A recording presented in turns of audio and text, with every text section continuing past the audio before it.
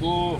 یہ عورتیں بیچاری جو ہیں یہ پاکستانی عورتیں ہیں اور پاکستان کے دارالحکومت میں پاکستان کے اداروں سے انصاف مانگنے آئی ہیں، لیکن حکومت کے وزراء نے اس کو پنجابی اور بلوچی کا مسئلہ بنانے کی کوشش کی ہے، جو بڑی افسوسناک بات ہے۔ تو تمام پاکستانیوں سے گزارش ہے کہ ان کو پاکستانی سمجھیں، یہ انصاف مانگنے آئے ہیں اور انصاف مانگنا ہر پاکستانی کا حق ہے۔ اور اگر یہ پارلیمنٹ ہاؤس کے سامنے آ کے بیٹھے ہوئے ہیں پرامن انداز میں، تو اگر آپ ان کی کوئی مدد نہیں کر سکتے تو کم از کم ان کو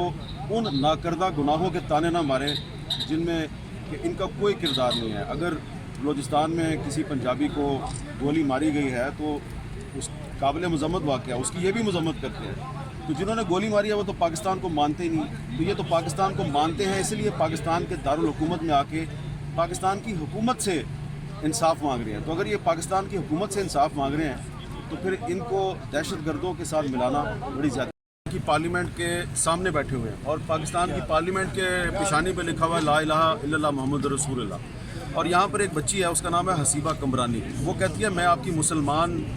بیٹی ہوں، میں آپ کی مسلمان بہن ہوں، خدا را مجھے انصاف دیں۔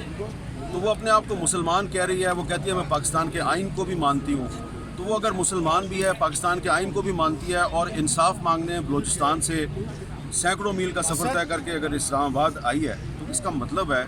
کہ وہ پاکستان کو مانتی ہے۔ تو اب اگر آپ اسلام آباد میں آنے والے ان لوگوں کو توجہ نہیں دیں گے، ان کی بات نہیں سنیں گے، تو اس سے پاکستان مضبوط نہیں ہوگا، پاکستان کمزور ہوگا۔ انسانی حقوق کے وزیر نے 2 دن پہلے انٹرویو میں میرے ساتھ کہا تھا کہ انفورس ڈس اپیئرنس کو کرمنلائز کیا جا رہا ہے، کیا حکومت اس چیز میں کامیاب ہو سکتی ہے؟ انسانی حقوق کی جو وفاقی وزیر ہیں ڈاکٹر شیریں مزاری صاحبہ، انہوں نے جو جبری گمشدگیاں ہیں ان کو روکنے کے لیے قانون کا